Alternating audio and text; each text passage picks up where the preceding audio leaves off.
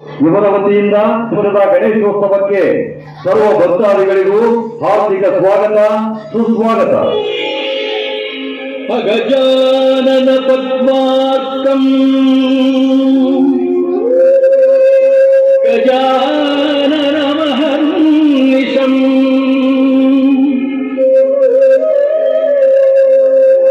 ಅನೇಕದಂ ತಂ ಭಕ್ತಾನಾಂ ಏಕದಂ ತಂ ಉಪಾಸ್ಮಹೇ. ರಾಮಾಂತಮಾದಿತ್ಯಂ ನಿರಂತರಂ ಬ್ರಹ್ಮಸ್ವರೂಪಂ ಹೇ ಮಚ್ಚಾಮಿತಿ ಮಹೇಶ್ವರ ಸಾಯಂ ಧ್ಯಾಯೇ ಸದಾ ವಿಷ್ಣುಂ ವಿಮೋಕ್ತಂ ಚ ದಿವಃ. ರೇಣುಕಾ,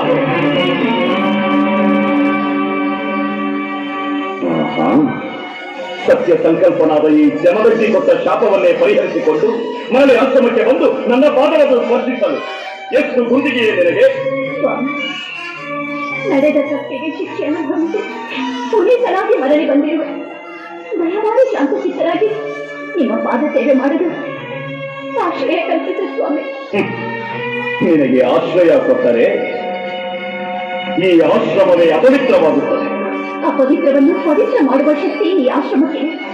ಅಷ್ಟೇ ಅಲ್ಲದೆ ಮಾಡಿದ ಅಪರಾಧಕ್ಕೆ ದಂಡನೆ ಅನುಭವಿಸಿದ ಮೇಲೆ ನನ್ನನ್ನು ಮನ್ನಿಸದಿರುವಷ್ಟು ಕಠೋರತೆಯೇ ಸ್ವಾಮಿ. ಇದು ಯಾವ ನ್ಯಾಯ? ನ್ಯಾಯ ನ್ಯಾಯ ಅನ್ಯಾಯಗಳ ಬಗ್ಗೆ ನಮಗೇ ನೀತಿ ಗೋಚರೆಯೇ? ನಿನ್ನ ಅಹಂಕಾರ ಈ ಮಟ್ಟಕ್ಕೆ ಹದ್ದು ಮೀರಿದೆಯೇ? ಇನ್ನು ನೀನು ಜೀವಂತವಾಗಿರುವುದಕ್ಕೆ ಅರ್ಹಳಲ್ಲ. ವಸು ವಿಶ್ವಾವಸು ನನ್ನ ತಪ್ಪನ ಬೃಹತ್ಪಾನು.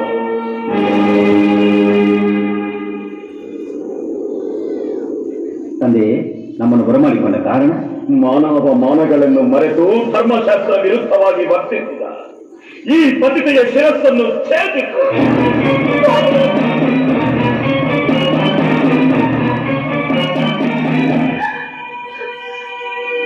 ತಂದೆ, ಮಹಾನ್ ತಪಸ್ವಿಗಳಾದ ನಿಮ್ಮ ಬಾಯಲ್ಲಿ ಇಂತಹ ಮಾತುಗಳೇ? ಪತಿತ ಪಾವನಿಯಾದ ನಮ್ಮ ಮಾತೃದೇವತೆ ಪತಿತೆ ಹೇಗಾಗುತ್ತಾಳೆ ತಂದೆ?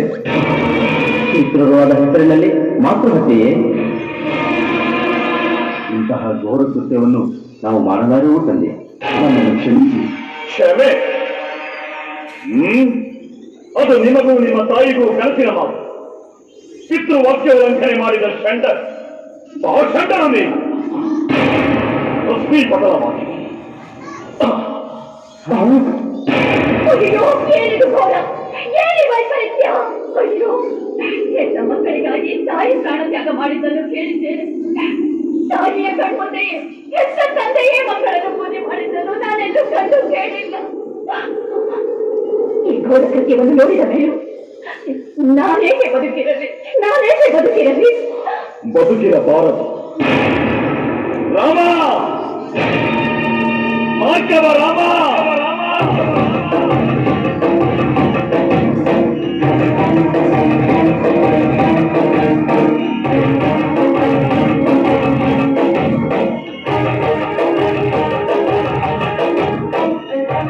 ಮಾತೃದೇವೋ ಭವ, ಪಿತೃದೇವೋ ಭವ, ಚಿರಂಜೀವ. ನನ್ನಲ್ಲಿ ಇಲ್ಲಿಗೆ ಬರಮಾಡಿಕೊಂಡ ಕಾರಣವೇನು ತಂದೆಯೇ? ಪಿತೃ ಋಣವನ್ನು ತೀರಿಸಿಕೊಳ್ಳುವುದಕ್ಕೆ. ನನ್ನದೆಂತಹ ಭಾಗ್ಯ! ಆಜ್ಞಾಪಿಸಿ ತಂದೆಯೇ. ಸಪ್ತ ಸಾಗರಗಳನ್ನೇ ತಂದು ನಿಮ್ಮ ಪಾದಪದ್ಮಗಳಿಗೆ ಅಭಿಷೇಕ ಮಾಡಿಸಲೇ, ನವಗ್ರಹಗಳನ್ನೇ ಬರಮಾಡಿಸಿ ನಿಮ್ಮ ಸೇವೆ ಮಾಡಿಸಲೇ. ಆಜ್ಞಾಪಿಸಿ ತಂದೆಯೇ, ಆಜ್ಞಾಪಿಸಿ. ನಾನು ಹೇಳುವ ಕಾರ್ಯ ನಿರ್ವಹಿಸಲು ಆತ್ಮಸ್ಥೈರ್ಯವೂ ಧೈರ್ಯವೂ ಮನೋನಿಗ್ರಹವೂ ವಜ್ರ ಸಂಕಲ್ಪವು ಅತ್ಯವಶ್ಯಕ. ತಂದೆಯೇ, ನಿಮ್ಮ ಪ್ರಬಲಾಶೀರ್ವಾದ ಬಲ ಸಂಪನ್ನನಾದ ಈ ರಾಮನು ಪ್ರಚಂಡ ತಪವನ್ನಾಚರಿಸಿ ಆ ಪರಶುವನನ್ನೇ ಮೆಚ್ಚಿಸಿ ಈ ಪಾವನ ಪರಮೋತ್ಕೃಷ್ಟ ಪರಶುವನ್ನು ವರವನ್ನಾಗಿ ಪಡೆದು ಪರಶುರಾಮನಾಗಿ ನಿಮ್ಮ ಮುಂದೆ ನಿಂತಿದ್ದಾನೆ. ಆಜ್ಞಾಪಿಸಿ ತಂದೆಯೇ, ಮರುಕ್ಷಣವೇ ಆ ಕಾರ್ಯ ಕೈಗೂಡುತ್ತದೆ. ಕೊಟ್ಟ ಮಾತು ತಪ್ಪಿದರೆ ಪ್ರಳಯವೇ ಆಗಲಿ, ಪ್ರಕಾಶವೇ ಅಸ್ತರ್ಮತವಾಗಲಿ, ಆದಕವೇ ಕೆಳಗುರುಳಲಿ, ಅವನಿ ಮಂಡಲವೇ ಅಲ್ಲೋಲ ಕಲ್ಲೋಲವಾಗಲಿ. ಈ ಜಮದ ಬಿತ್ತಲು ಆಡಿದ ಮಾತಿಗೆ ತಪ್ಪುವನಲ್ಲ. ಸಕಲ ಮಾತಾ ಶಿರೋಮಣಿ ಮಮತಾನುರಾಗಿಯು ಮಹಾಮಂಗಳ ಸ್ವರೂಪಿಣಿಯಾದ ನನ್ನ ಮಾತೃದೇವಿಯ ಮೇಲೆ ಆಜ್ಞಾಪಿಸು ತಂದೆ. ಮರು ಮಾತನಾಡದೆ ಕತ್ತರಿಸು ನಿನ್ನ ಹೆತ್ತ ತಾಯಿಯ ಶಿರವ.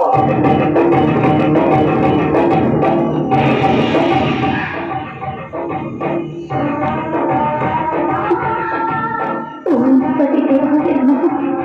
ಮಾತೃದೇವೋ ಪಿತೃದೇವೋ ಭವ. ಓಂ ಪತಿದೇವಾಯ ನಮಃ.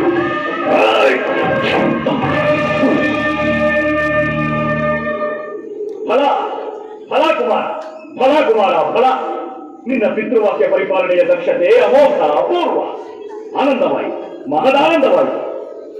ಕುಮಾರ, ನಿನಗೆ 3 ವರಗಳನ್ನು ಅನುಗ್ರಹಿಸುತ್ತೇನೆ, ಕೇಳು. ತಂದೆ, ನವಮಾಸಗಳು ತನ್ನ ಗರ್ಭದಲ್ಲಿ ಹೊತ್ತು ಹೆತ್ತು ಸಾಕಿ ಸಲಹಿದ ಪ್ರತ್ಯಕ್ಷ ದೇವತೆ ನನ್ನೇ ಮಾತೆ. ಈ ಮಾತೆಗೆ ಪುನರ್ಜೀವವನ್ನು ಪ್ರಸಾದಿಸಿ ನನ್ನ ಮಾತೃಹತ್ಯಾ ದೋಷವನ್ನು ಪರಿಹರಿಸಿ ತಂದೆಯೇ.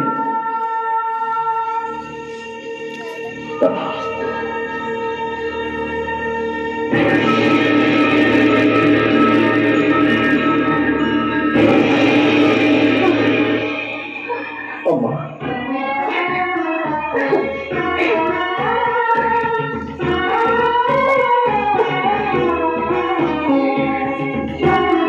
ಧನ್ಯರಾದೆ ಸ್ವಾಮಿ. ದೀರ್ಘ ಸುಮಂಗಲಿ ಭವ.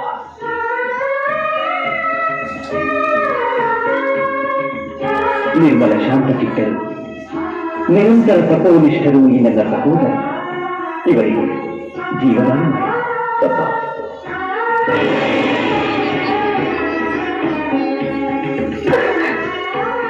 ಸ್ವಾಮಿ, ತಂದೆ, ಸರ್ವಲೋಕವು ಶಾಂತಿಯಿಂದಿರಬೇಕಾದರೆ ಕೋಪತಾಪಗಳಿರಬಾರದು. ನನ್ನ 3ನೇ ವರವಾಗಿ ನಿಮ್ಮ ಎದೆಯಲ್ಲಿ ನೆಲೆಸಿರುವ ಆ ಕ್ರೋಧಾದೇವಿಯನ್ನು ತ್ಯಜಿಸಿ. ರಾಮದಾಸ, ತಂದೆಗೆ ಉಪದೇಶ ಮಾಡಿ ಗುರು ಸಮಾನನಾದೆ. ತಥಾಸ್ತು. ಕ್ರೋಧಾದೇವಿ, ನನ್ನನ್ನು ಬಿಟ್ಟು ಹೊರಟು ಹೋಗುತ್ತಾಯಿ.